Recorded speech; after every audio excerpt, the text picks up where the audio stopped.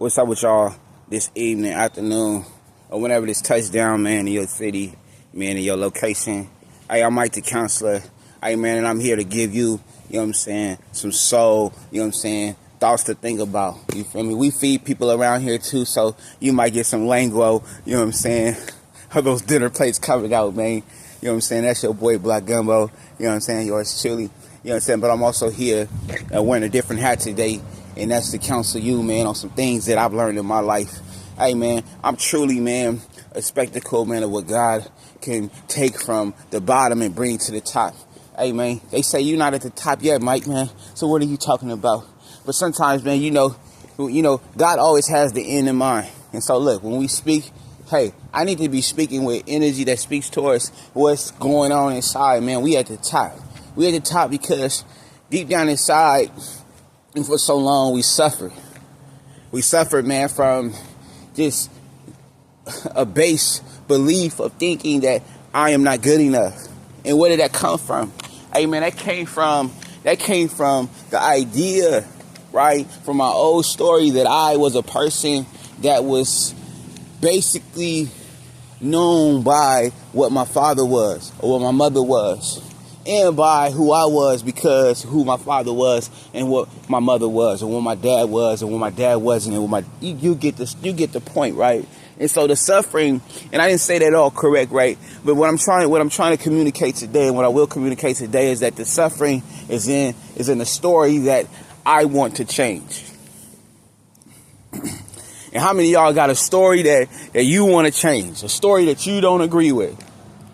A story that you've been fighting? You've been fighting the whole time. You've been fighting to try to change it. You've been fighting to have a mom that's a drug addict, a mom that's addicted, a mom that's confused, a mom that came into this world and it is so obvious at this point, even though it's not obvious to your eyes, because you don't have the full perspective. You don't have the full view. You can't see all the angles. Look, man, the same place you find your suffering is the same place you can find your peace.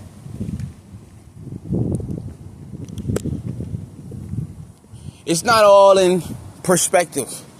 It's not all in mind shift. This is more in realization. This is more in wake up. This is more of your soul awakening to your point. What am I looking at? When I wake up in the morning, I was looking at mom and dad be the example or not be the example. And a lot of times, for me, it was mom not being an example or being the example. It was just that she was not there. A lot of people had the same story, that a parent that, quote unquote, logically, instinctively, and even systematically, we feel that the father should be there, the mother was supposed to be there.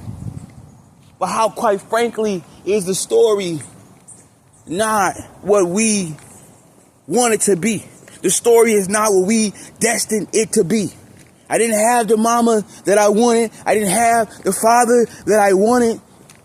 So here it is. I come into this world in their arms or out of their arms, or quickly in their arms, and then I find myself wondering. I find myself crawling, absent of their touch. And then I grow a little bit more, and I'm a toddler, and I grow a little bit more, and I'm in elementary school. And people can see on this little kid's face that something is wrong. Right? This kid needs to be here more than it needs to be at home. We can see something is wrong. And whatever the story and the cadence of the story is when it comes to the cycle of your individual pain, and even though it's individual and it pertains to you, hey, I'm here to let you know that it is not that unique. Our stories are unique to us. But that is part of the suffering in itself. Because the lie behind that is that I'm the only one that doesn't have a mom. I'm the only one that doesn't have a father. That's the suffering right there. The comparisons bring suffering to the mind and to the heart. Your story is that I don't have a mother that chose to be this responsible individual to where she became a mother.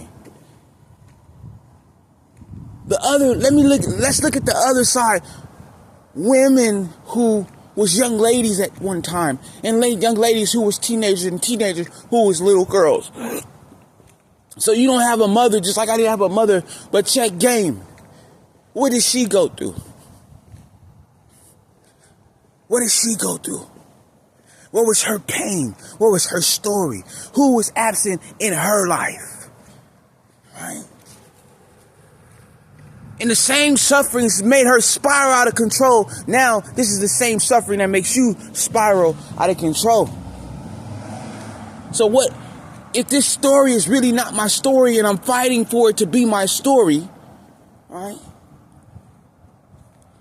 But it is not coming to pass, right? I am experiencing a pain that does not go away. It is irritated by the consistent and daily reminders that this woman is not committed and dedicated to me. This woman hasn't awakened to the simpleness of my cries. She has not awakened to seeing that it's not about her, but it was about her purpose and her having me. Right? There's a bigger picture, and we want them to see that picture. But what I want to bring today, which will disturb the mindset that is continuously in your mind about your story. And that story makes you and I suffer. But it's not just a mind perspective. I want to say that again. It's not just you shifting in how you think. This is about revelation. Revelation. This is about wake up. This is about awakening. This is about something deeper. If you are a person and it's deeper, if you have a well, if you have you have the possibility of what's in you to be deeper, then that's who I'm speaking to. I'm speaking to individuals who have realization of something bigger and better, and not just better, but there's a light, there's a glimmer of hope inside of you, and it's different from just the reality of your pain. It's different from just the reality of you not having mom and having dad. So you have an unction, you have something different inside of you, then that's who I'm speaking to. I'm speaking to the inside guys. I'm speaking to the inside hearts and minds of people, women, young ladies, young girls who only been defined by the suffering. But now there's something more particular. Now there's something more unique. It is not the story. It is not that, oh, you don't have a dad, I don't have a dad. Now we boo-hoo and we cry. And now we connect ourselves based off on our pain. We trauma connect because you don't have a parent, I don't have a parent, so therefore let's be the lost love that we both have not got in our lives. But watch that as a setup for another level of suffering.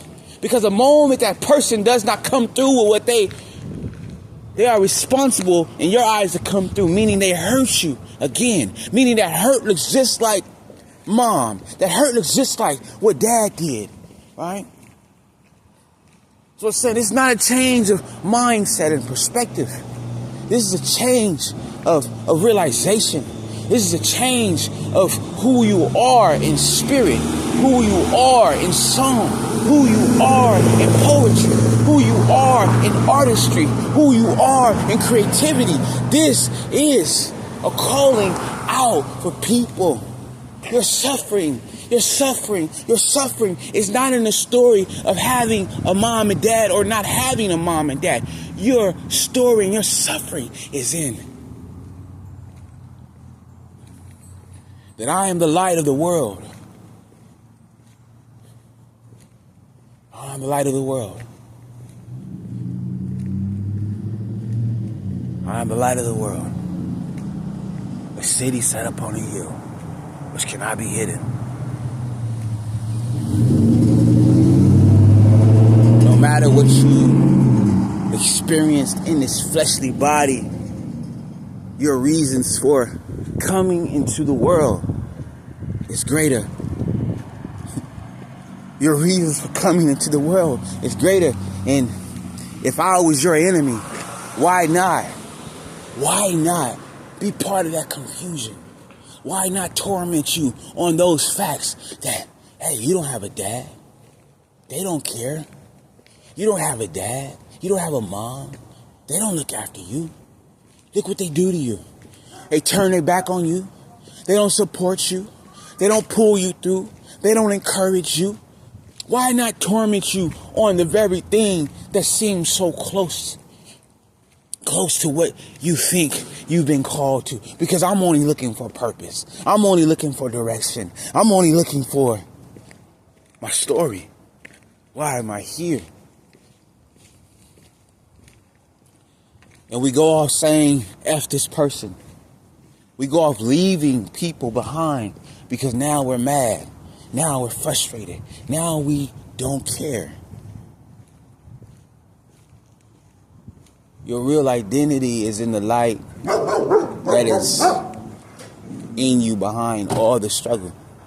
The light that's in you behind, not only in you behind, but in spite of what you go through.